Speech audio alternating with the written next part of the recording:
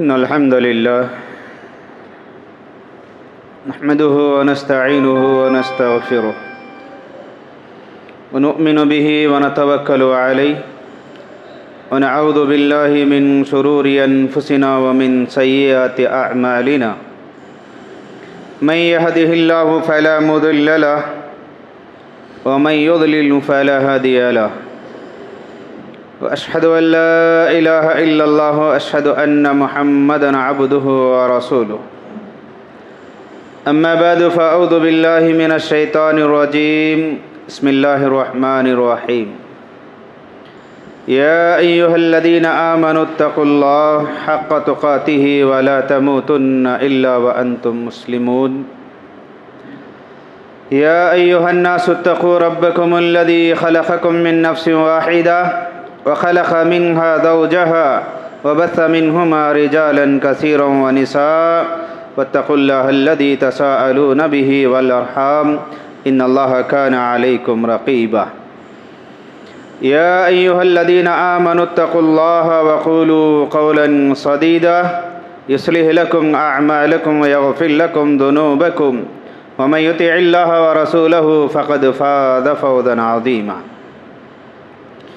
وقال تعالى في موضع آخر إنك لعلى خلق عظيم محترم بزرگوں، حاضرین جمعہ، عزیز پیارے بچوں اور معزز پردہ نشین خواتین اسلام، مختصر سی حمد و ثناء کے بعد سب سے پہلے میں اللہ رب العالمین کا شکر بجا لاتا ہوں کہ وہ اللہ خالق کائنات مالک دو جہاں جو میرا اور آپ کا، ساری دنیا کا، ساری مخلوق کا پالن ہار ہے، تمام تعریفیں اسی اللہ کے لیے سزاوار ہیں۔ بعدہ لاکھوں درود و سلام ہو جناب آقا محمد رسول اللہ صلی اللہ تعالی علیہ وسلم پر اور تمام انبیاء علیہم السلام پر اور تمام صحابہ اکرام رضوان اللہ تعالی علیہم اجمعین پر۔ محترم بزرگوں، خطبہ مسنونہ کے بعد سورۃ القلم کی ایک چھوٹی سی آیت میں نے آپ لوگوں کے سامنے پڑھا۔ اللہ رب العالمین اس آیت کریمہ میں رسول اللہ صلی اللہ علیہ وسلم کی تعریف کو بیان کیا، اور جس کے حوالے سے اللہ کے نبی کی تعریف کیا، اللہ کے نبی رسول اللہ صلی اللہ علیہ وسلم کی فضیلت اور ان کی اہمیت کو بیان کیا، ان میں سے ایک عمدہ اخلاق ہیں۔ آپ صلی اللہ علیہ وسلم کی تعریف کرتے ہوئے اللہ رب العالمین نے کہا، اے نبی صلی اللہ علیہ وسلم، آپ تمام بندوں میں، تمام مخلوق میں اخلاق کے اعلیٰ درجے پر آپ فائز ہیں۔ حاضرین جمعہ، دین اسلام کی جو تعلیمات ہیں، ان تعلیمات میں اکثر حصہ، شریعت اسلامیہ کے تعلیمات کا اکثر حصہ انسان کو اچھے اخلاق پر ابھارتا ہے اور برے اخلاق سے روکتا ہے۔ اخلاق انسان کو انسان بناتا ہے، اخلاق انسان کو دنیا میں معزز بناتا ہے، اخلاق کے ذریعے سے انسان لوگوں کے دلوں میں اتر جاتا ہے، اور وہیں اگر انسان کے اخلاق برے ہو تو پھر انسان لوگوں کے نگاہوں سے گر بھی جاتا ہے۔ آپ صلی اللہ علیہ وسلم کو جن اخلاقی تعلیمات کے لیے دنیا میں مبعوث کیا، دنیا میں نبی بنا کر کے بھیجے جانے کے جو مقاصد تھے، ان مقاصد میں سے ایک مقصد آپ صلی اللہ علیہ وسلم کا عمدہ اخلاق کی تعلیمات کو دینا تھا۔ جیسا کہ پیارے نبی رسول اللہ صلی اللہ علیہ وسلم نے فرمایا، بعثت لأتمم مکارم الاخلاق، میں جن مقاصد کے لیے دنیا میں نبی بنا کر کے بھیجا گیا ہوں، اس کے بہت سارے مقاصد ہیں، اس کے بہت سارے تعلیمات ہیں۔ ان مقاصد میں، ان تعلیمات میں سے ایک تعلیم توحید کی دعوت دینا، دنیا کے تمام بندوں کو بندوں کی بندگی سے نکال کر کے، مخلوق کی عبادت سے نکال کر کے ایک اللہ کی طرف دعوت دینا، ایک اللہ کی عبادت کے پیغام کو دنیا میں عام کرنا، اسی توحید کے تعلیمات، اسی توحید کے بنیاد کو قائم کرنے کے لیے اللہ رب العالمین نے نبی صلی اللہ علیہ وسلم کو دنیا میں نبی بنا کر کے بھیجا۔ اس کے بعد دوسرے مقصد کو اجاگر کرتے ہوئے آپ صلی اللہ علیہ وسلم نے فرمایا بعثت لأتمم مکارم الاخلاق، میں دنیا میں جو نبی بنا کر کے بھیجا گیا ہوں اس کے بہت سارے مقاصد ہیں، ان مقاصد میں سے ایک مقصد عمدہ اخلاق کی تعلیم دینا ہے۔ میرے بھائیو، آپ صلی اللہ علیہ وسلم جنہیں اللہ رب العالمین اس دنیا فانی میں رحمت للعالمین بنا کر کے بھیجا، اچھے اخلاق کو دے کر کے بھیجا، آپ صلی اللہ علیہ وسلم خود اچھے اخلاق والے تھے اور اچھے اخلاق کی تعلیم اس دنیا میں دی۔ لیکن آج ہم یہ دیکھتے ہیں کہ دنیا کے تمام مذاہب میں سب سے زیادہ اچھے اخلاق کی تعلیم شریعت اسلامیہ میں ہے۔ عمدہ اخلاق کی سب سے بڑی تعلیم اللہ رب العالمین نے قرآن کریم میں دیا ہے۔ عمدہ اخلاق کی سب سے بڑی تعلیم اور سب سے بڑا نمونہ آپ صلی اللہ علیہ وسلم کی زندگی ہے۔ لیکن آج بڑا افسوس یہ ہوتا ہے، جو لوگ ایک اللہ کو مانتے ہیں، جو لوگ آپ صلی اللہ علیہ وسلم کو آخری نبی مانتے ہیں، جو لوگ قرآن کریم کو اللہ کی مقدس کتاب سمجھتے ہیں، جن کے پاس سب سے بہترین نبی آئے، جن کے پاس سب سے بہترین کتاب قرآن مجید کی شکل میں آیا، لیکن یہی لوگ آج دنیا کے اندر اخلاقی گراوٹ کے اندر پھنسے ہوئے ہیں۔ انہی کے اخلاق دنیا میں سب سے زیادہ بگڑتے جا رہے ہیں، انہی اخلاق کی وجہ سے دنیا میں ہم ذلیل و خوار ہوتے ہوئے جا رہے ہیں۔ میرے بھائیو، عمدہ اخلاق کی تعلیم جہاں رسول اللہ صلی اللہ علیہ وسلم نے دیا، عمدہ اخلاق کی تعلیمات بہت زیادہ وسیع ہیں۔ انسان کی زندگی کے تمام امور کو سنبھال کر کے رکھنا، تمام امور میں سچائی کے ساتھ میں عمل کرنا، یہ اخلاقی تعلیمات ہیں۔ اخلاقی تعلیمات میں سے ایک سب سے بہترین تعلیم یہ ہے، آپ صلی اللہ علیہ وسلم نے فرمایا کہ دنیا میں تم ہمیشہ سچ بولا کرو اور دنیا میں تم جھوٹ سے بچو، کیونکہ جھوٹ انسان کو برائیوں کی طرف لے جاتی ہے اور برائیوں کی وجہ سے انسان جہنم میں داخل ہو جاتا ہے۔ اور ہمیشہ سچائی کو اختیار کرو، کیونکہ سچائی انسان کو صحیح راہ دکھاتی ہے، یہاں تک کہ انسان اس پر عمل کرتے ہوئے جنت میں داخل ہو جاتا ہے۔ سچائی کے بہت سارے فوائد ہیں، سچائی کے بہت ساری اہمیتیں ہیں۔ اللہ رب العالمین نے جو سورۃ احزاب میں بیان فرمایا، ابھی خطبہ مسنونہ میں نے اس آیت کو تلاوت کیا۔ اللہ رب العالمین نے کہا یا ایھا الذین آمنوا اتقوا اللہ وقولوا قولا سدیدا، اے لوگوں جو ایمان لے آئے ہو، اللہ سے ڈرو اور دنیا میں سچی بات کہو، سیدھی بات کہو، بھلی بات کہو، جھوٹی بات نہ کہو، ٹیڑھی بات نہ کہو، سخت بات نہ کہو۔ اللہ رب العالمین نے کہا قولوا قولا سدیدا، سچی بات کہو، سیدھی بات کہو، اس کا فائدہ یہ ہوگا یصلح لکم اعمالکم، سچائی کا سب سے بڑا فائدہ یہ ہوگا، سچائی کی سب سے بڑی فضیلت یہ ہے، سچائی کا سب سے بڑا ثواب یہ ہوگا، اس کے ذریعے سے انسان کے اعمال سدھر جاتے ہیں، انسان سدھر جاتا ہے، اچھائیاں کرنے لگتا ہے، گناہوں سے بچ جاتا ہے، نیکیوں کے راہ میں آگے بڑھ جاتا ہے۔ اسی لیے اللہ رب العالمین نے کہا سچائی کو اختیار کرو، سچائی کے ذریعے سے تمہاری ذات کی اصلاح ہو جائے گی، تمہارے معاملات کی اصلاح ہو جائے گی، تمہاری زبان کی اصلاح ہو جائے گی، تمہاری تعلیم کی اصلاح ہو جائے گی اور تمہاری زندگی کے رہن سہن بدل جائیں گے۔ اسی لیے اللہ رب العالمین نے کہا قولوا قولا سدیدا یصلح لکم اعمالکم، دوسرا بدلہ اللہ نے فرمایا یغفر لکم ذنوبکم، سچائی کی وجہ سے اللہ تعالیٰ تمہارے گناہوں کو معاف فرما دیتا ہے۔ گناہوں کو معاف کرانے کے بہت سارے طریقے ہیں، ان طریقوں میں اللہ رب العالمین نے یہ کہا کہ تم ہمیشہ سچ کو اختیار کرو، سچائی کی وجہ سے بندہ دنیا کے اندر معزز بن جاتا ہے، سچائی کی وجہ سے لوگوں میں عزت والا بن جاتا ہے، سچائی کی وجہ سے اس کے مراتب میں بلندی آ جاتی ہے، سچ بولنے والا بندہ اللہ کے نزدیک محبوب کہلاتا ہے۔ اس کے برخلاف جھوٹ کہنے والا انسان، اللہ کے نبی صلی اللہ علیہ وسلم نے فرمایا جھوٹ بولنے والا ملعون ہے،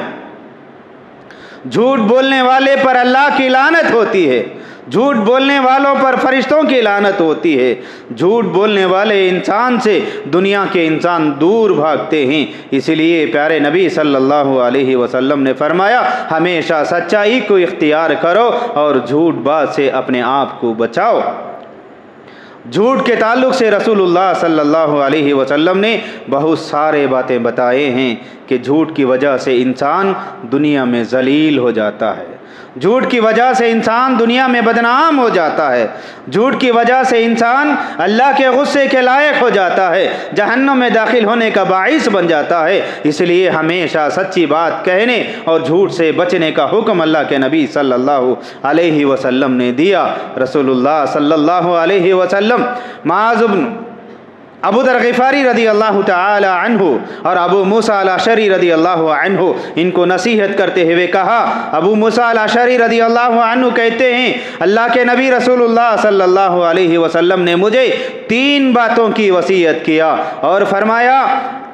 سب سے پہلے تم اللہ سے ڈرو، اتق اللہ اینما کنتا، تم دنیا میں جہاں کہیں بھی رہو، جس حال میں بھی رہو، جو جگہ بھی تم رہو، ہمیشہ اللہ سے ڈرتے رہو۔ سب سے پہلا جو حکم دیا اللہ سے ڈرنے کا حکم دیا۔ اس کے بعد دوسری بات یہ بتائی اتبع سیئۃ الحسنۃ تمحوہا، گناہوں کے بعد برائیوں کے بعد نیکی کر لیا کرو، نیکی کی وجہ سے اللہ تعالیٰ تمہارے گناہوں کو معاف فرما دیتا ہے۔ اس کے بعد تیسری جو نصیحت رسول اللہ صلی اللہ علیہ وسلم نے کی وہ فرمایا کہ حسن اخلاق کو استعمال کرو، اچھے اخلاق والے بنو، اچھے اخلاق کو اپناؤ۔ اچھے اخلاق کی وجہ سے بندہ اللہ کا رضامند بن جاتا ہے، اللہ کا محبوب بن جاتا ہے۔ اور رسول اللہ صلی اللہ علیہ وسلم نے فرمایا جھوٹ سے حتی الامکان بچنے کی کوشش کرو، یہاں تک کہ جھوٹ مذاق میں بھی جھوٹ نہ بولے، مذاق میں بھی جھوٹ نہ بولے۔ عبداللہ ابن عامر رضی اللہ عنہ کہتے ہیں میں میری والدہ کے ساتھ میں تھا، میری والدہ نے مجھے بلایا اور کہا کہ آپ میرے قریب آئے، آپ میرے پاس آئیے، میں آپ کو ایک چیز دینا چاہتی ہوں۔ ہاتھ کی مٹھی بند کر کے دکھایا ان کو اور ان سے کہا کہ آپ میرے قریب آئے۔ تو آپ صلی اللہ علیہ وسلم نے یہ دیکھا تو ان سے کہا اگر آپ کے لڑکے، اگر آپ کے بیٹے آپ کے پاس آ جاتے تو آپ انہیں کیا دینے والے تھے؟ ان کی والدہ نے کہا میرا بیٹا میری بات سن کر کے میرے پاس آ جاتا تو میں اپنے ہاتھ میں اپنے مٹھی میں کھجور کو رکھی تھی، اگر وہ میرے پاس آتا تو میں اسے کھجور عطا کر دیتی تھی۔ تو آپ صلی اللہ علیہ وسلم نے کہا اگر آپ اپنے بیٹے کو دینے کے لیے بلاتے، تمہارا بیٹا تمہارے پاس آ جاتا، اگر تم اسے کچھ نہ دیتے تو تمہارا یہ کہنا جھوٹ میں لکھا جاتا تھا۔ آپ صلی اللہ علیہ وسلم نے کہا مذاق میں بھی جھوٹ نہ بولا کرو، جھوٹ نہ بولو اور نہ جھوٹ کہنے والوں کی صحبت میں رہو، سچ کہو اور سچ کہنے والوں کے ساتھ میں رہو۔ جھوٹ کی بڑی مذمت کی گئی ہے، سچائی کی بڑی اہمیت بتائی گئی ہے، لیکن اس کے باوجود آج ہم دنیا میں دیکھتے ہیں کہ ہر آدمی، گھر کا ہر فرد، معاشرے کا ہر آدمی، دنیا کا ہر ایک آدمی کسی نہ کسی کونے میں جھوٹ میں ملوث ہے۔ اور یہ موبائل جس کے ذریعے سے دنیا میں انسان بہت سارے گناہوں میں ڈوبے ہوئے ہیں، بہت سارے گناہ اس کی وجہ سے کر رہے ہیں۔ جیسا کہ میں نے اس سے پہلے بھی بتایا موبائل کا فائدہ جتنا ہوا ہے اس کے فائدے سے زیادہ اس کا نقصان ہوا ہے، اور لوگوں کو موبائل نے سب سے پہلے جھوٹ بولنا سکھایا ہے۔ ہر آدمی موبائل کے ذریعے سے جھوٹ بولتا ہے، اور جھوٹ بولتا ہی نہیں، جھوٹ بولتا بھی ہے، جھوٹ سنتا بھی ہے اور جھوٹ کو پھیلاتا بھی ہے۔ رسول اللہ صلی اللہ علیہ وسلم نے فرمایا کفا بالمرء کذبا ان یحدث کل ما سمع،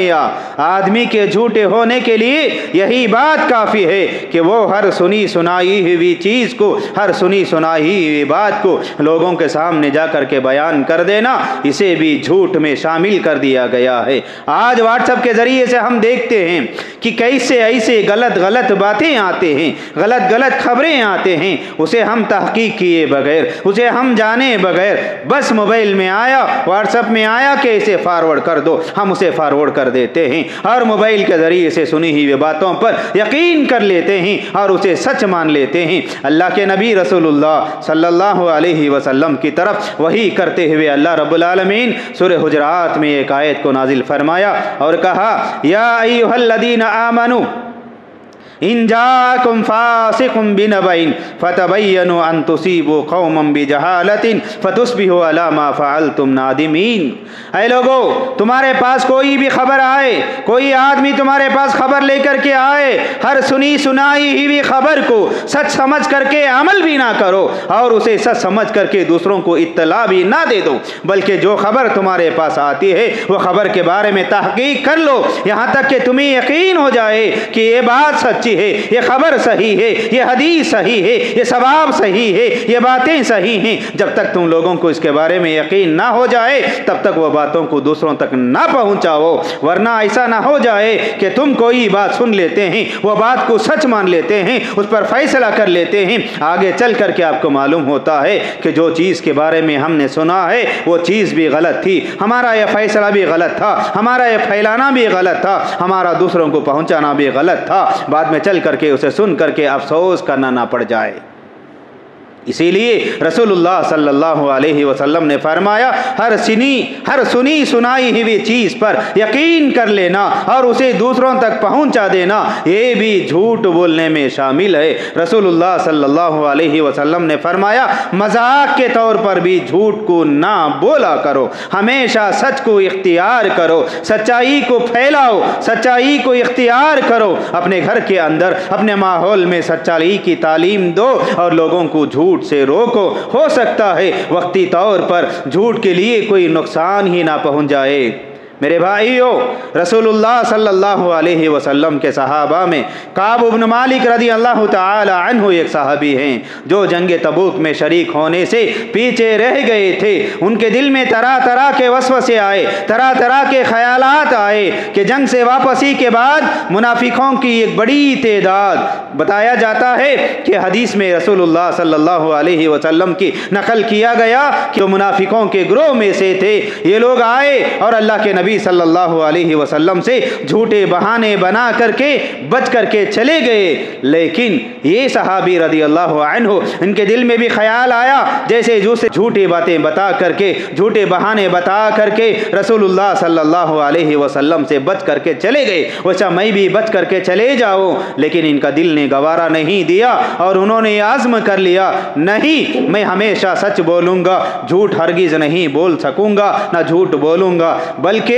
پیارے نبی صلی اللہ علیہ وسلم کے پاس گئے اور جا کر کے کہا اے اللہ کے نبی صلی اللہ علیہ وسلم، یہ جنگ میں تمہارے ساتھ میں شریک نہ ہونے کے لیے اگر میں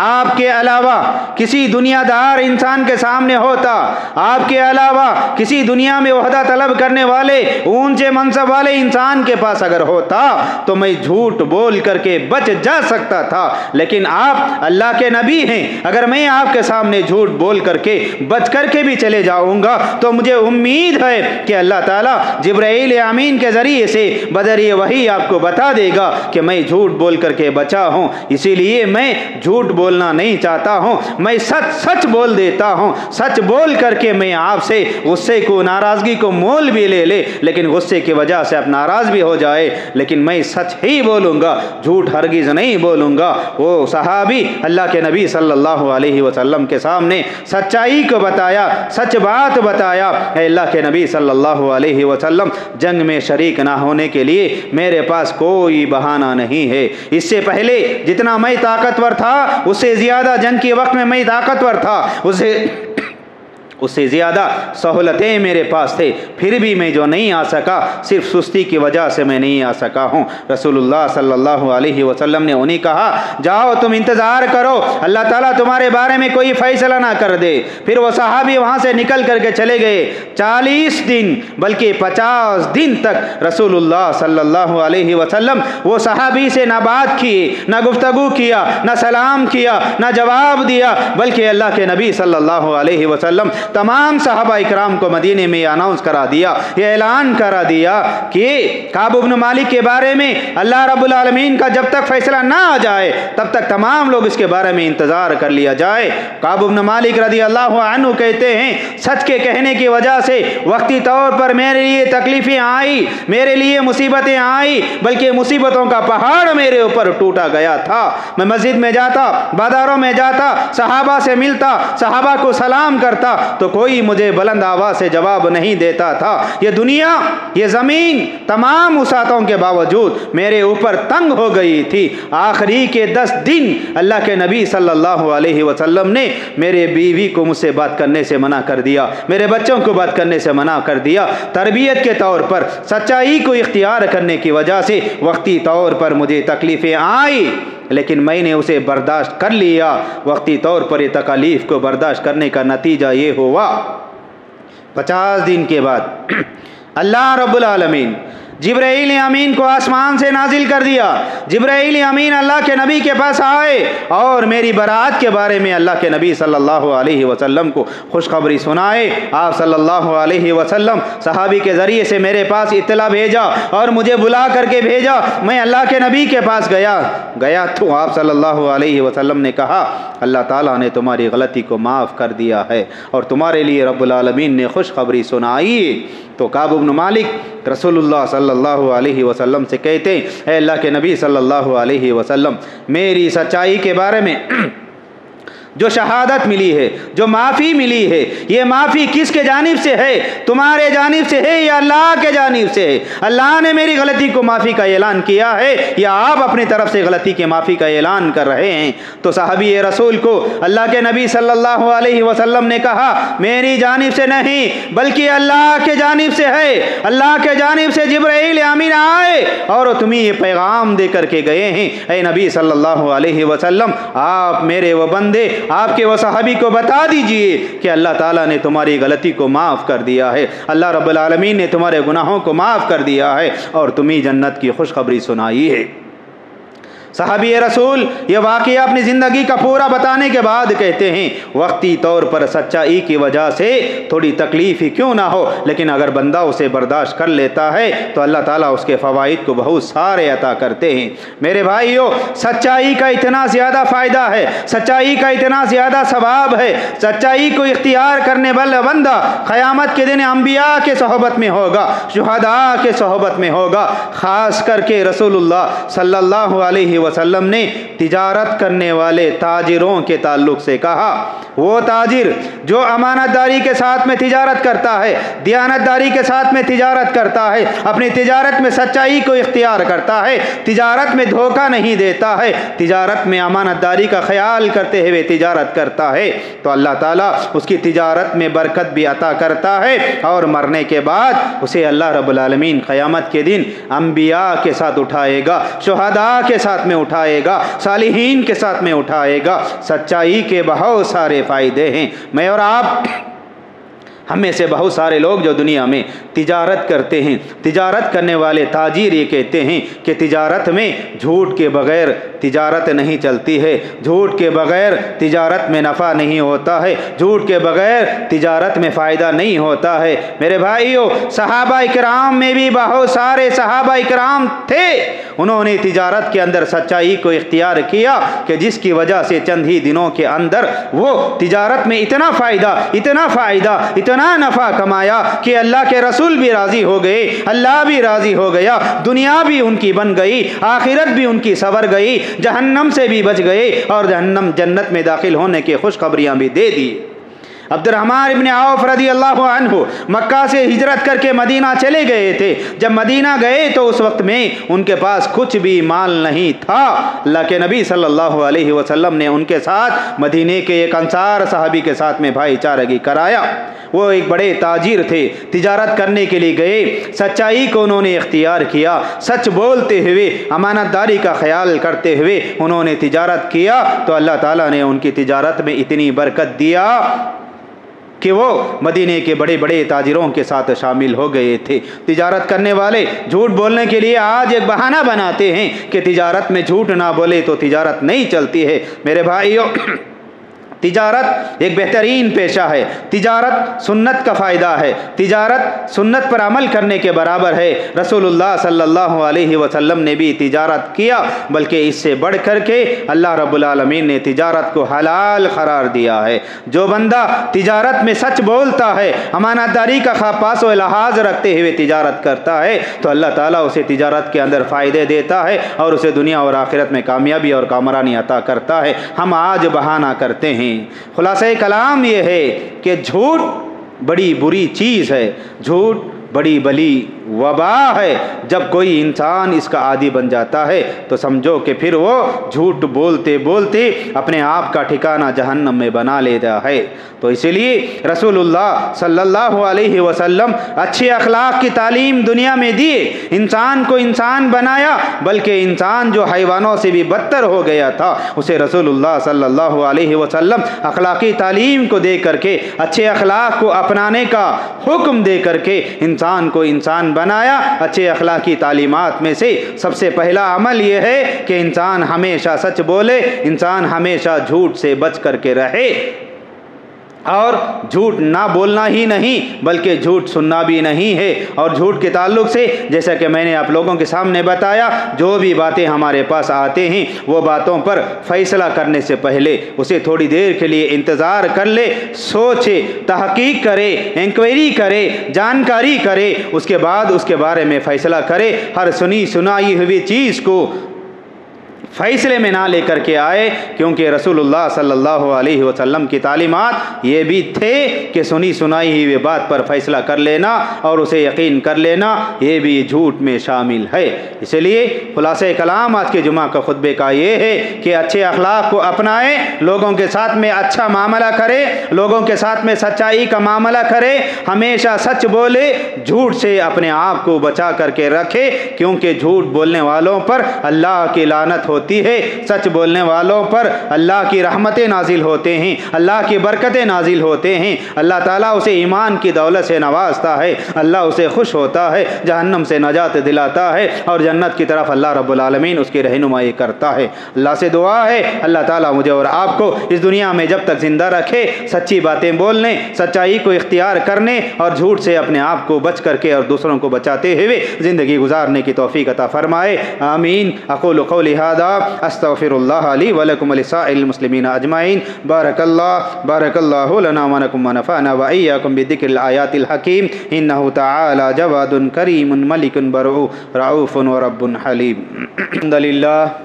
نحمده ونستعینه ونستغفره ونؤمن به ونتوکل علیہ ونعوذ باللہ من شرور انفسنا ومن سیئات اعمالنا، من يهده الله فلا مضل له ومن يضلل فلا هادي له، واشهد ان لا اله الا الله واشهد ان محمدا عبده ورسوله، اما بعد فاعوذ باللہ من الشیطان الرجیم، بسم اللہ الرحمن الرحیم۔ ان اللہ وملائکته يصلون علی النبی یا ایھا الذین آمنوا صلوا علیہ وسلموا تسلیما۔ اللهم صل على محمد وعلى آل محمد كما صليت على إبراهيم وعلى آل إبراهيم إنك حميد مجيد۔ اللهم بارك على محمد وعلى آل محمد كما باركت على إبراهيم وعلى آل إبراهيم إنك حميد مجيد۔ اللهم اغفر للمؤمنين والمؤمنات والمسلمين والمسلمات إنك سميع مجيب الدعوات۔ ربنا آتنا في الدنيا حسنة وفي الآخرة حسنة وقنا عذاب النار۔ ربنا لا تؤاخذنا إن نسينا أو أخطأنا، ربنا ولا تحمل علينا إصرا كما حملته على الذين من قبلنا، ربنا ولا تحملنا ما لا طاقة لنا به واعف عنا واغفر لنا وارحمنا أنت مولانا فانصرنا على القوم الكافرين۔ اللهم إني أعوذ بك من الجبن والبخل، اللهم إني أعوذ بك من الهم والغم، اللهم إني أعوذ بك من جهد البلاء ودرك الشقاء وسوء القضاء وشماتة الأعداء، اللهم اغفر للمؤمنين والمؤمنات والمسلمين والمسلمات إنك سميع مجيب الدعوات۔ اللهم انصر من نصر دين محمد صلى الله عليه وسلم وجعلنا منهم آمين، وخذل من خذل دين محمد صلى الله عليه وسلم ولا تجعلنا منهم آمين۔ عباد اللہ رحمكم اللہ، ان اللہ یأمرکم بالعدل والإحسان وإیتاء ذی القربى وینہی عن الفحشاء والمنکر والبغی یعظکم لعلکم تذکرون، اذکروا اللہ یذکرکم وادعوہ یستجب لکم ولذکر اللہ تعالی اعلی واولی واعز وجل واہم واتم اکبر۔